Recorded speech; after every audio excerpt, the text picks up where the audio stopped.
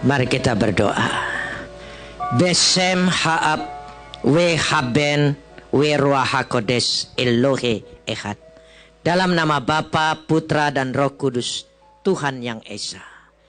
Bapa di sorga, kami memuji dan mengucap syukur kepadamu atas segala kasih, karunia, anugerah, limpah rahmat dan berkat-Mu.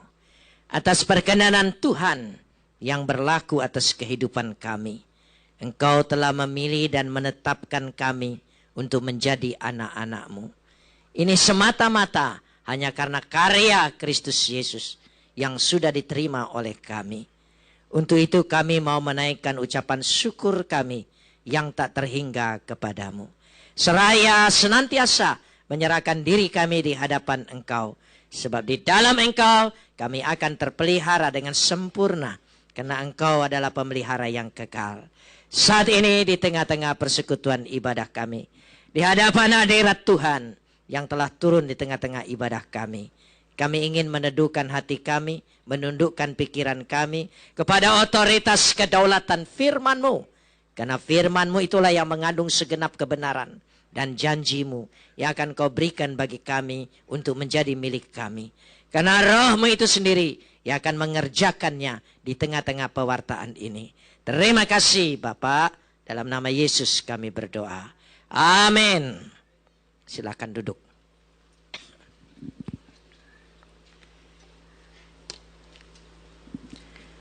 Salam. Sore ini kita akan bersama-sama membaca firman Tuhan yang terambil dari kitab Kejadian pasal 1 ayat 1 sampai ayat 3 saja. Kejadian pasal 1 ayat 1 sampai 3. Sebagaimana luar biasanya kita akan membaca, yaitu saling saut bersautan. Saya akan baca ayat pertama, lalu saudara menjawab ayat kedua. Dan ayat yang ketiga kita baca bersama-sama. Kejadian pasal 1 ayat 1 sampai ayat yang ketiga. Pada mulanya Tuhan menciptakan langit dan bumi. Ayat 2.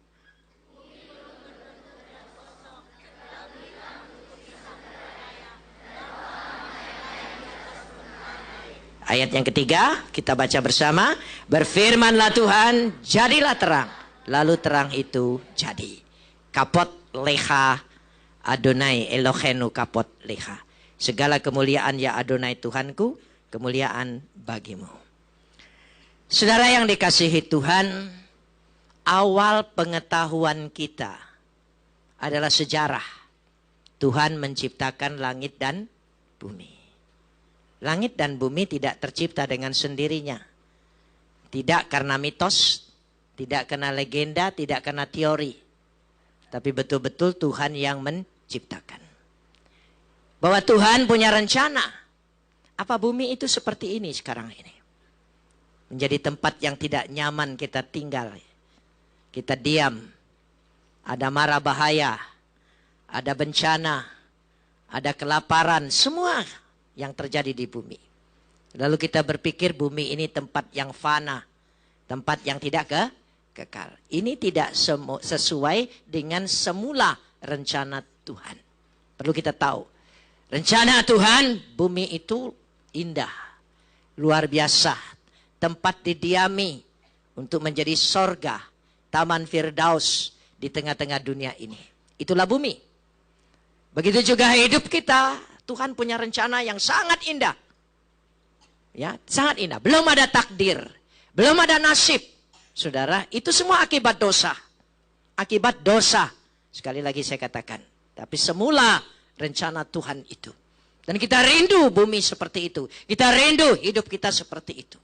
Karena itu dikatakan pada mulanya Tuhan.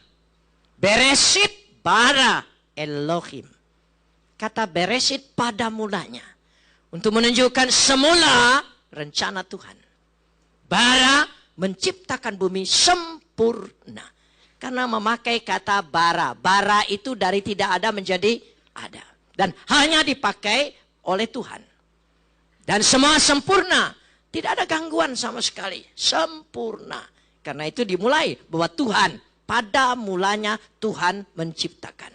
Bereshit bara Elohim. Et hasis samayim wehets arets. Tuhan menciptakan langit dan bumi. Jadi langit dan bumi diciptakan Tuhan indah. Tidak ada bencana, ya, tidak ada kesusahan, tidak ada semuanya. Bahkan dalam manusia yang tinggal padanya tidak ada nasib dan tidak ada takdir. Karena saudara mengerti nasib takdir itu selalu artinya ada yang baik, ada yang buruk. Tidak semua baik. Semua indah. Hidup kita juga menjadi sebuah kerinduan di tengah dunia ini. Kita ingin punya hidup yang indah kan? Hidup yang bahagia, hidup yang sejahtera. Amin. Ini penting sekali supaya kita tahu mengapa terjadi kekacauan ini. Kalau hidupmu terjadi kekacauan, ayat ini menunjukkan Tuhan menciptakan kita bukan untuk menderita, bukan.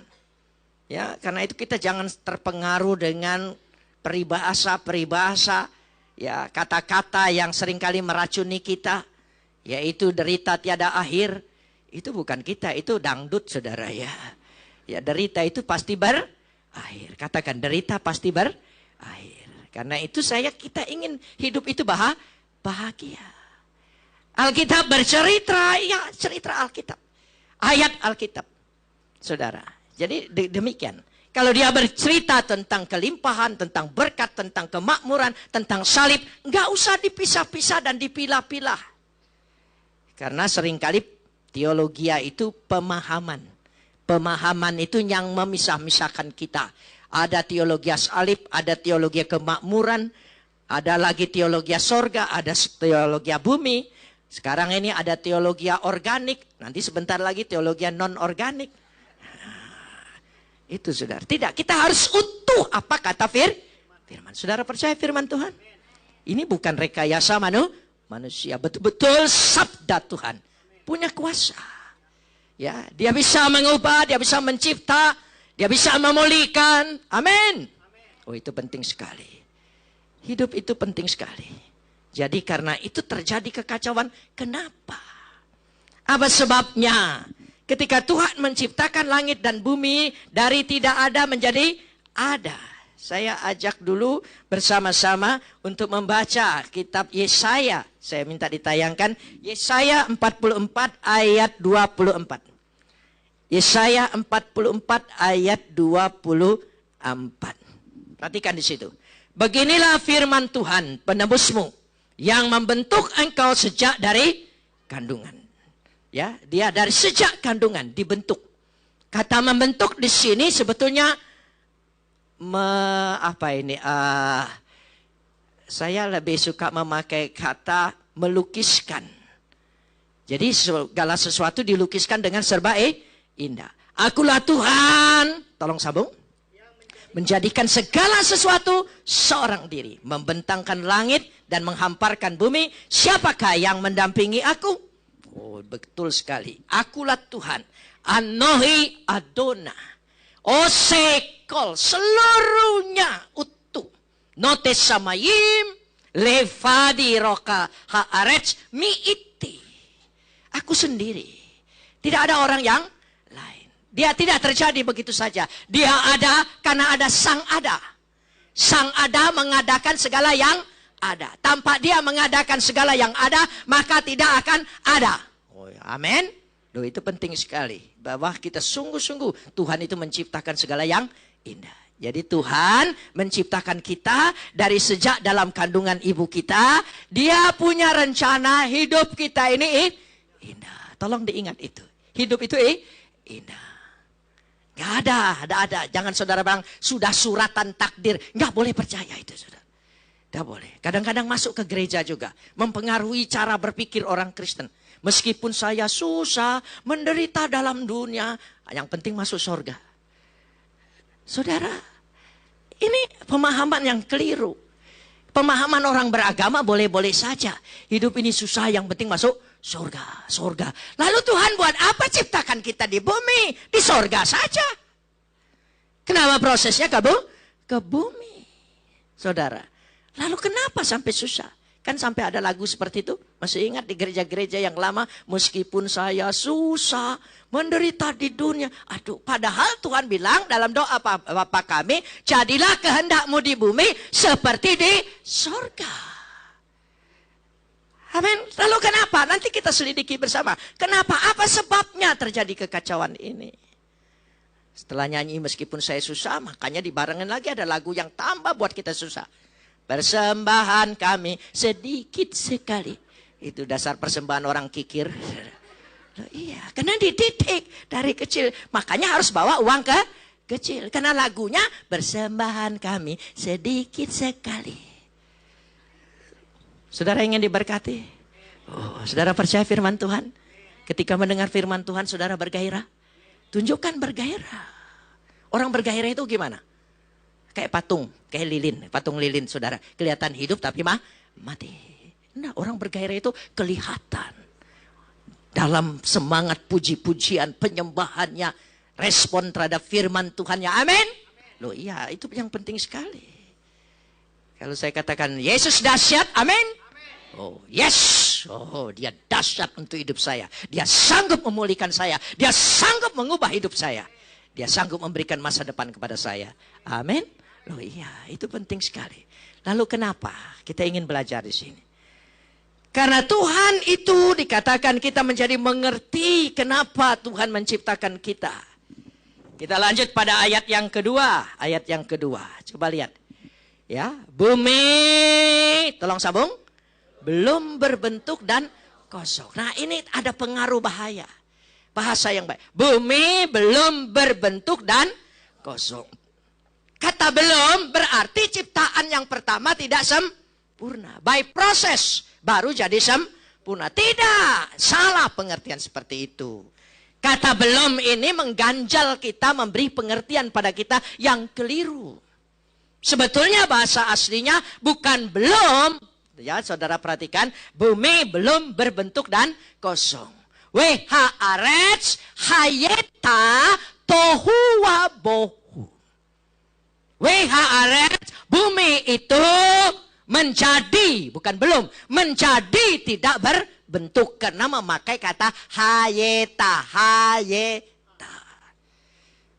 Menjadi tidak berbentuk. Kenapa menjadi tidak berbentuk? Ada unsur yang merusak itu, bumi. Sejarah Alkitab berkata, disitulah setan turun ke bumi. Bukan setan turun, setan diusir ke bumi. Setiap ada setan, rusaklah. Maka banyak orang bertanya, setan mana yang memasukin saya? Nah itu. Loh, iya, dia bertanya setan mana, dia tidak tahu. Saudara, jangan-jangan dia sendiri sudah setan gitu ya. Lalu sampai tidak tahu. Kita harus bisa pisahkan mana kesetanan, mana ketuhanan. Amin, saudara. Loh ya, ini penting sekali. Memang setan itu selalu jadi kambing hitam.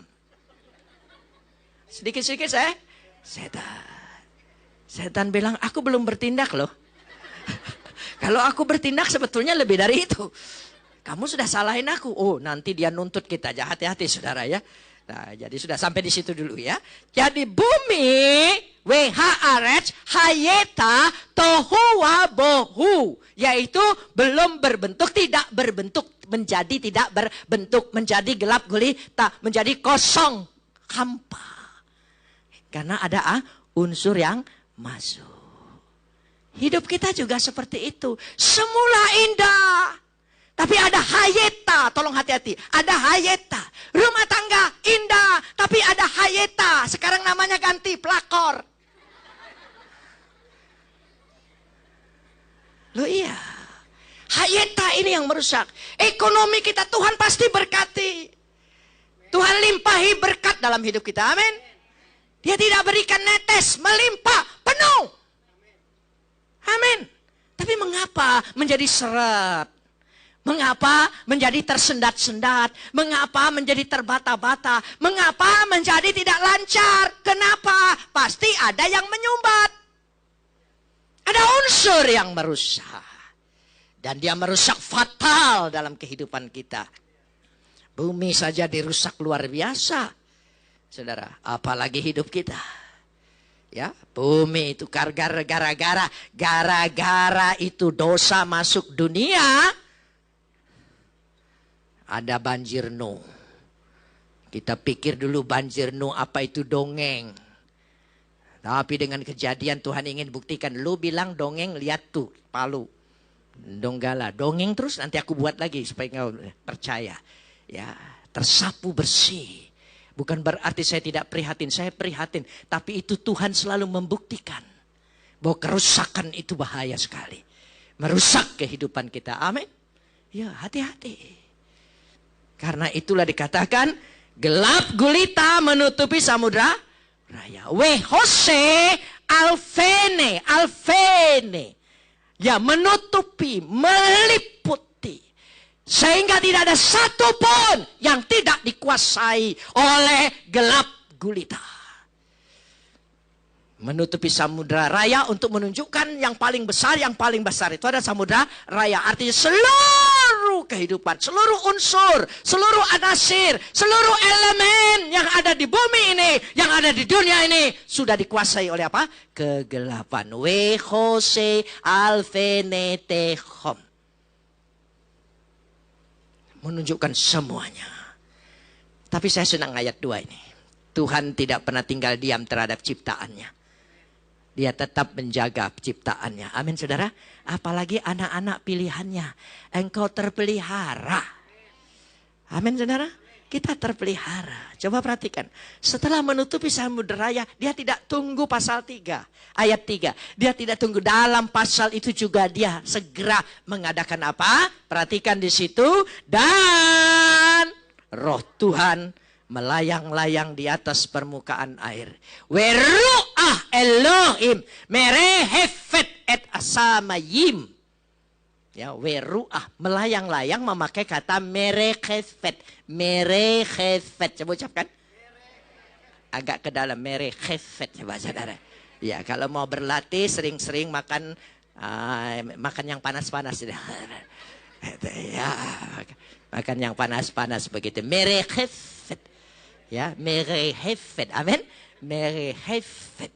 Dia melayang-layang. Sebetulnya bukan melayang. Kata melayang itu menutupi juga. Tadi kan alfene, kegelapan menutupi. Memakai kata alfene. Sekarang roh Tuhan itu meliputi juga. Ya.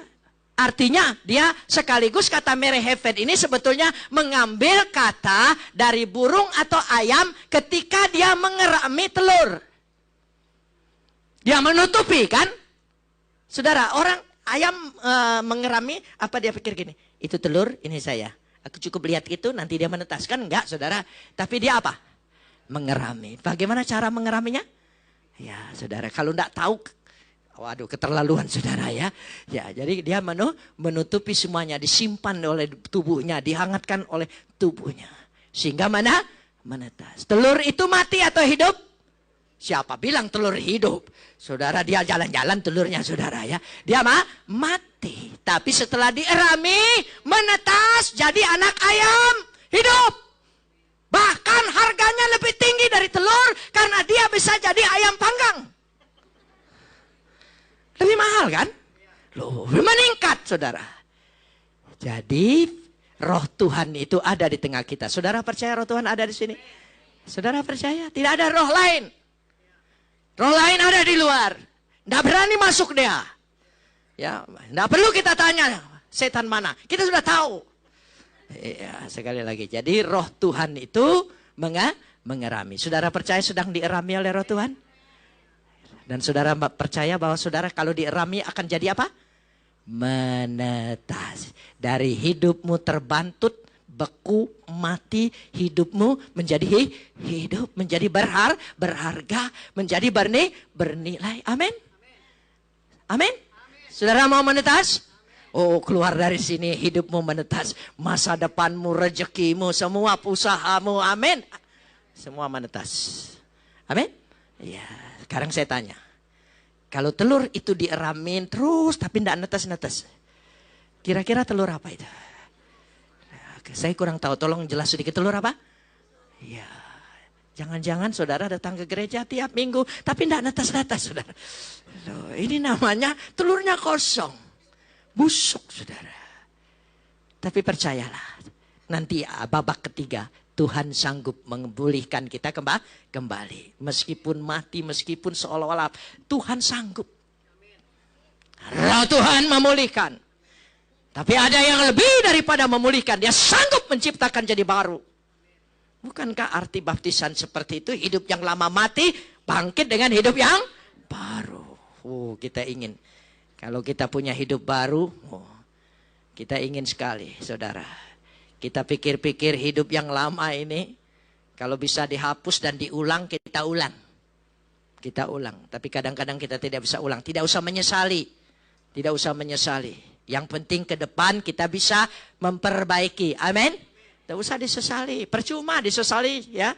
Saudara ingin kembali lagi? Ya tidak mungkin. Kita goblok, kita bodoh, kita tertipu, kita segala sesuatu itu dulu. Tidak apa-apa, saudara. Pelajaran buat kita.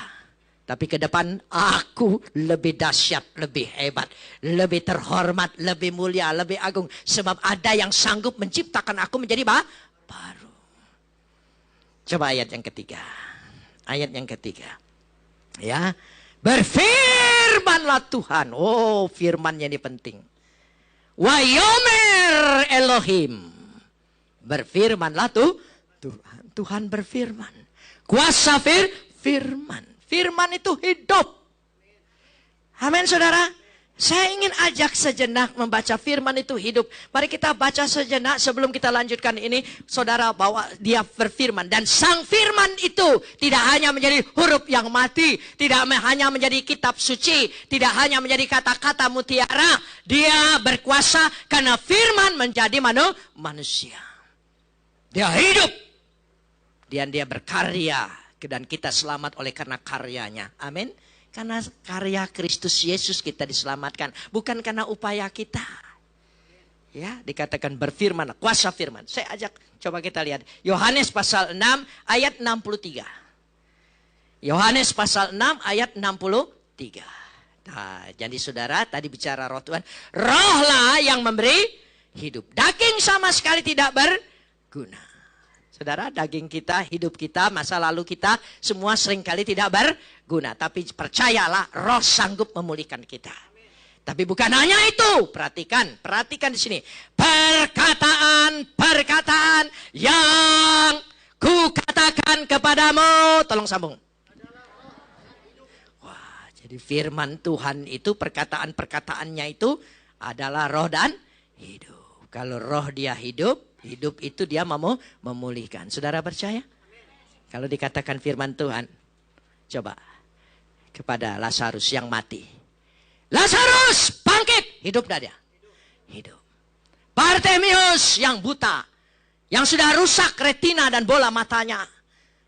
Tetapi dikatakan, Bartemius, datanglah kepadaku. Dia bisa melihat? Hidup kembali. Perkataannya itu berkuasa. Saudara mengimani?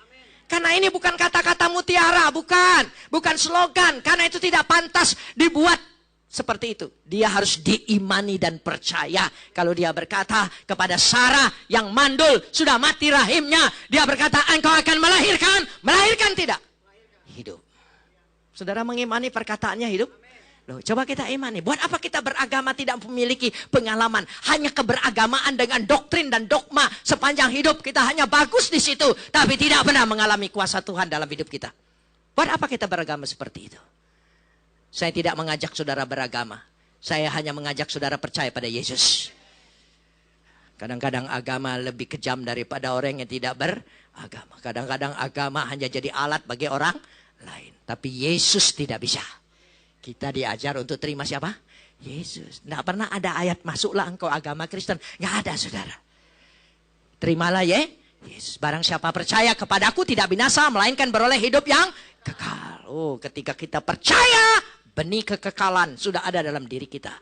Makanya kita jangan takut mati. Kita pasti hidup. Mungkin saudara tidak pernah berpikir mati karena masih muda-muda. Saya sudah 72 tahun lebih. Ya, sudah mulai pikir-pikir. Ya, tapi saya tidak pernah takut. Saya rindu malahan. Rindu. Saya tidak pernah takut. Saya rindu. Karena hidup adalah keberuntungan. Ya, hidup untuk melayani tapi mati adalah keberuntungan. Paulus katakan seperti itu. Luar biasa. Amin. Loh iya. Coba perhatikan saudara. Dia katakan hidup, perkataannya itu hidup. Rahim yang mati jadi hidup, orang mati jadi hidup. Orang sakit jadi sembuh. Ya, orang lumpuh sudah mati semua saraf-sarafnya. Yesus berkata, berjalan. Jalan tidak dia? Saudara percaya firman Tuhan itu berlaku atas hidup kita seperti itu? Coba kita imani. Aku akan berkati engkau. Mintalah apa saja yang kau kehendaki. Aku akan beri. Saudara percaya bakal menerima? Oh iya, imani.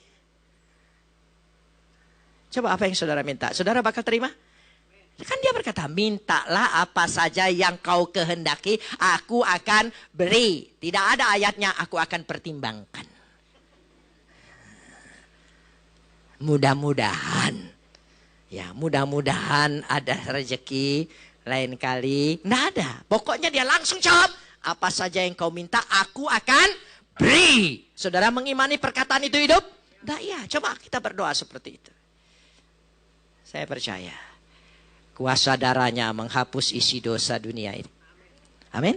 Kuasa darahnya menghapus isi dosa. Dosa itu paling susah dihapus. Saya kasih contoh. Supaya mudah. Saya orang Palembang. Masa kecil saya di Palembang. Sampai SD. SR dulu. Ya, setelah tamat SR saya dibawa pindah oleh orang tua saya. Maklum, anak kolong sering pindah-pindah. Saudara ya. Jadi waktu di Palembang. Kumpul masih keluarga besar. Kalau bulan puasa. Dulu itu 1 bulan penuh. Tidak sekolah. Kenakalan saya meningkat. Belum lagi nenek saya bilang, sementara bulan puasa, setan dirantai. Berarti kalau aku jalan malam tidak takut setan. Saudara ya, sudah senang sekali saya. Saudara. Dan kalau bulan puasa itu kenapa dulu ya, selalu berbarengan dengan musim buah-buahan. Selalu musim buah-buahan. Ya, di Palembang saya senang sekali. Nah, tetangga saya tidak jauh dari rumah, agak beberapa rumah di sana punya kebun. Ya, kebun. Dan itu rambutannya sedang berbuah. Rambutan yang sedang berbuah di pohon rambutan, daya tariknya tinggi. Saudara tambah lagi puasa, lebih tinggi lagi saudara. Membayangkan itu rambutan. Jadi siangnya kami lihat ya dengan teman-teman, malamnya kita bilang kita operasi. Di mana orang tidak tidur? Setelah sembahyang tarawih pasti dia tidur karena capek. Kita operasi. Waktu kami berunding seperti itu, dalam hati saya sudah ada suara yang melarang. Indek, pesan. Karena pesan ini haram, ini halal, ini boleh, ini tidak boleh, ini patut dan ini tidak layak. Itu selalu ada dalam moral setiap manusia. Pesan itu ada. Jangan, itu indek. Jadi suara hati itu mengingatkan. Indek, pesan. Pesan jangan suara hati. Dalam bahasa Alkitab, sunaidesis, suara hati. Sunaidesis, suara hati. Dia pesan jangan. Tapi daya tarik rambutan lebih menarik dari jangan. Saya lawan suara hati saya. Tetap berunding dengan teman. Ya, tetap berunding. Mulai kita operasi. Dan saya paling berani karena paling nakal. Ya, jadi saya naik pohon itu dan teman nunggu di bawah. Saudara, jadi waktu saya naik, suara itu makin kencang. Jangan terus.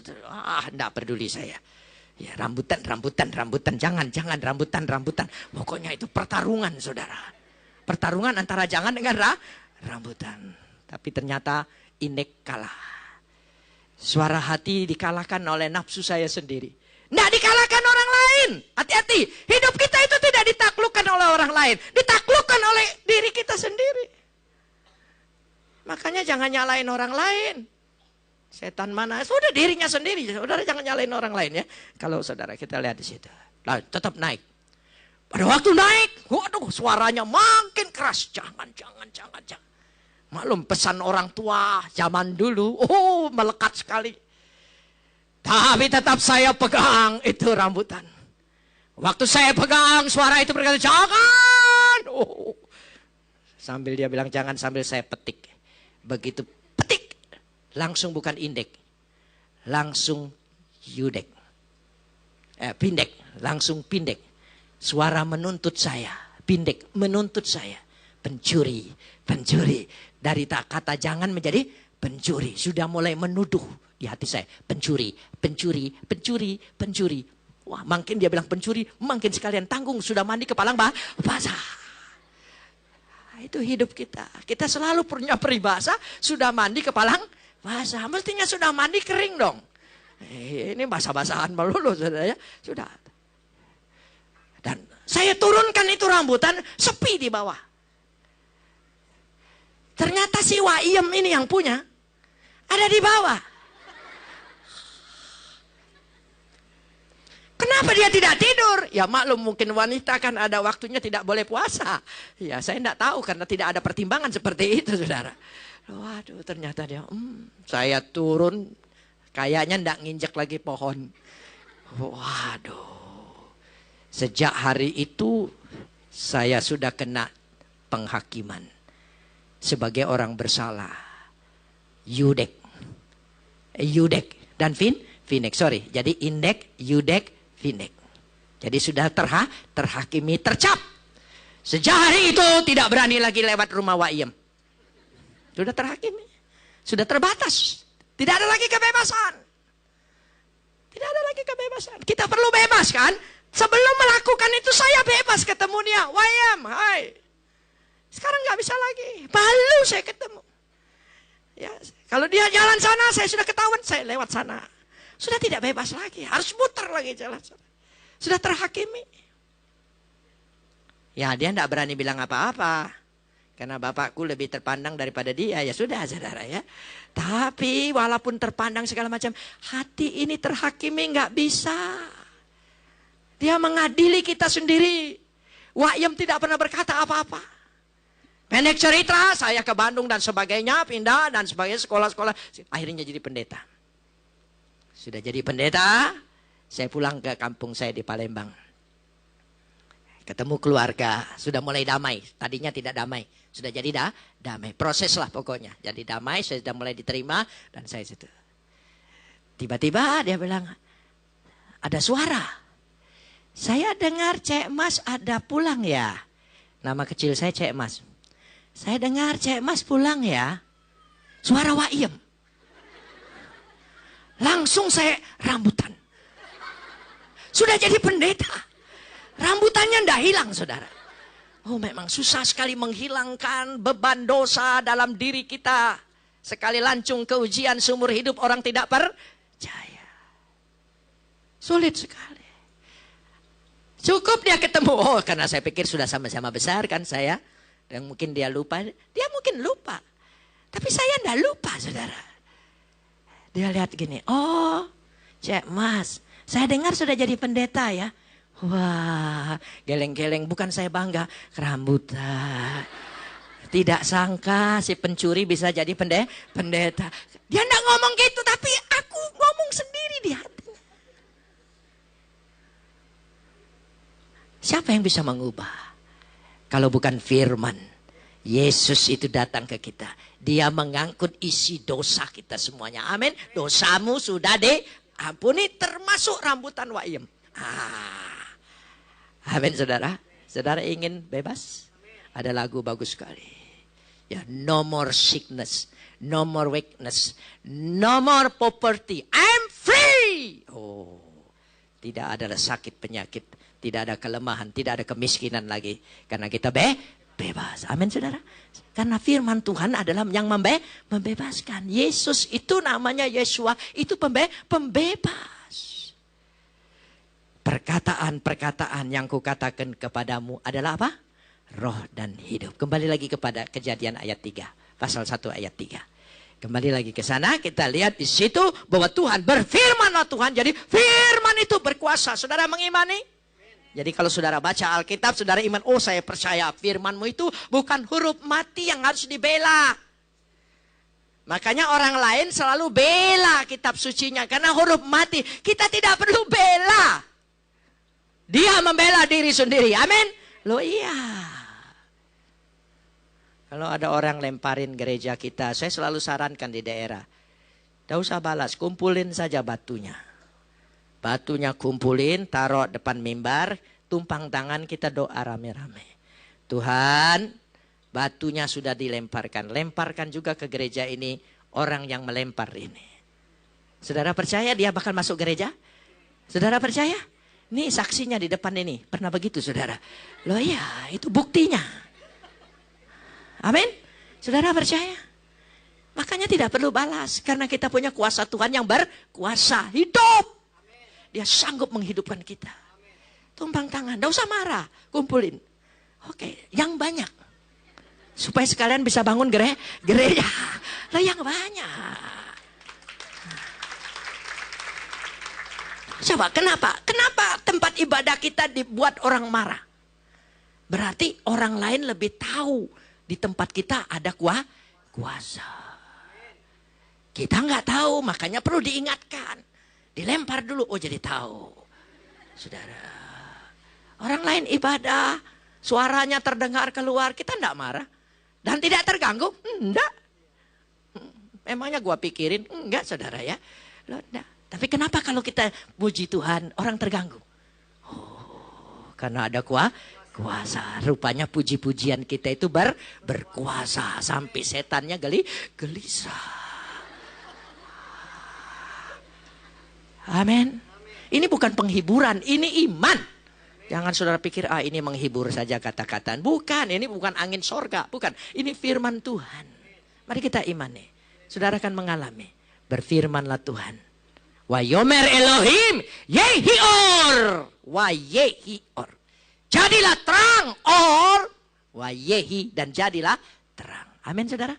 Terang itu datang. Terang itu jadi. Jadi kalau dia katakan jadi, hidupmu berubah, hidupmu berlipat kali ganda, hidupmu diberkati, saya percaya jadi dalam hidup kita. Wa yomer Elohim yehior. Wa yehior. Coba ucapkan. Yehior. Wa yehior. Coba ucapkan lagi. Yehior. Wa yehior. Jadilah terang. Lalu terang itu jadi. Supaya hafal, tulis di statusmu. Amin saudara. Jadi roh Tuhan itu melayang-layang. Berfirmanlah Tuhan. Akhirnya semua jadi. Jadi bumi yang tidak berbentuk. Yang kacau balau. Yang gelap gulita. Telah dipulihkan oleh roh Tuhan. Dan oleh firman Tuhan. Firman Tuhan menjadi manusia. Siapa namanya? Yesus. Siapa namanya? Yesus. Karena nyebut nama itu kok ketakutan. Siapa namanya? Yesus. Iya. Kalau saya bilang setan kok enggak ketakutan saudara ya. Siapa namanya? Yesus. Ya, itu tandanya orang bertobat, saudara ya. Jadi Yesus, nama di atas segala nama. Cukup nama di atas segala nama sudah menjadi satu pribadi, namanya Yesus. Jadi tidak usah urusan nama lagi. Sudah ada satu pribadi. Segala nama telah diberikan kepadanya. Nama di atas segala nama. Ada pada pribadi Yesus. Mari kita berdoa. Saya undang WL Singer Musik untuk membawa pujian.